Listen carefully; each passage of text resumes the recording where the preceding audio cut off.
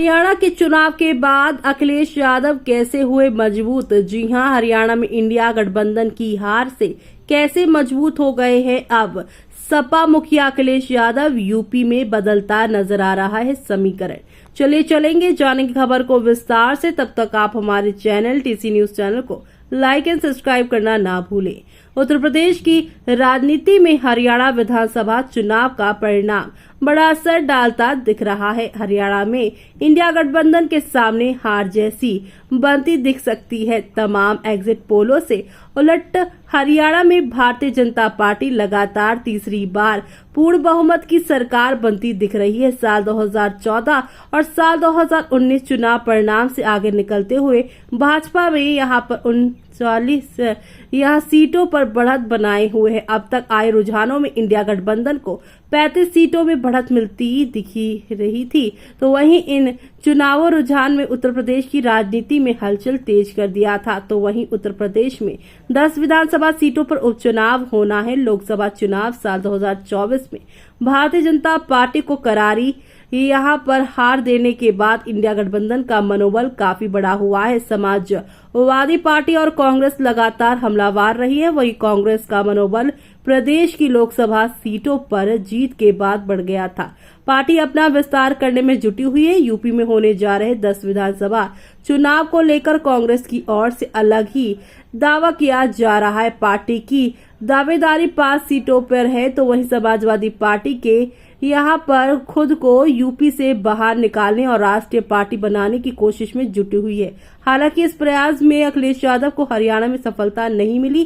Party का प्रदेश में जनाधार के आधार पर कांग्रेस ने मांगी जा रही सीटें नहीं दी। अब इस प्रकार की रणनीति अखिलेश यादव कांग्रेस के लिए यूपी में बना सकते हैं, तो वहीं इसको लेकर पिछले दिनों संकेत मिलते देख सकते थे। पार्टी ने अपने स्तर पर सभी 10 विधानसभा सीटों पर तैयारियों में जुटी। सपा ने तो करहल सीट के लिए तेज प्रताप सिंह यादव को उम्मीदवार घोषित कर बड़ा संदेश भी दे दिया है। तो वहीं यूपी विधानसभा उपचुनाव में समाजवादी पार्टी 1 से 2 सीटों पर कांग्रेस को उम्मीदवार उतारने का गठबंधन कर सकती है। हरियाणा विधानसभा चुनाव कई मायने में महत्वपूर्ण माना जा रहा है कि अगर इंडिया गठबंधन यहां पर जीत दर्ज करती है और कांग्रेस का प्रदर्शन बेहतर होता है, तो फिर उत्तर प्रदेश में पार्टी अपने बिस्तर की रणनीति पर यहाँ पर जो है काम कर सकती है। हरियाणा में जाट वोट बैंक को साधने के बाद उत्तर प्रदेश में जाट लैंड को साधने की कोशिश करती दिख सकती है। हालांकि अब उन्हें अखिलेश यादव की मंजूरी का इंतजार होगा। अगर रिजल्ट पलटता भी है तो भी भाजपा को जिस प्रकार से हरियाणा में कमजोर साबित किया जा रहा था, ऐसे में यूपी में कांग्रेस की अपनी ताकत बढ़ाने की कोशिश को अब झटका लग सकता है। हालांकि जिस प्रकार का रिजल्ट सामने आया है, इस स्थिति में कांग्रेस एक बार फिर से अखिलेश यादव के पीछे रहने पर मजबूर हो सकती है। पार्टी अगर यहां अपना फलक विस्तार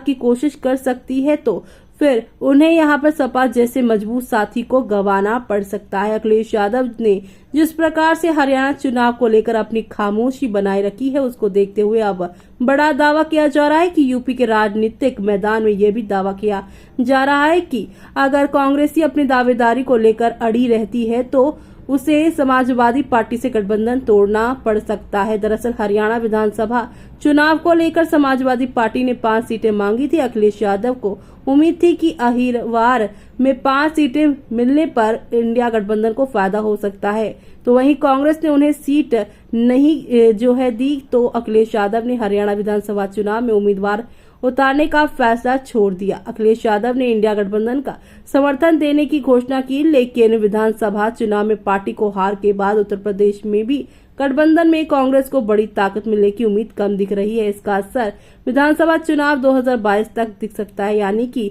22 नहीं बल्कि 27 तक दिख सकता है। ऐसे में आपका क्या कहना है इस पर हमें कमेंट बॉक्स में कमेंट करके बताना बिल्कुल भी ना भूलें आप।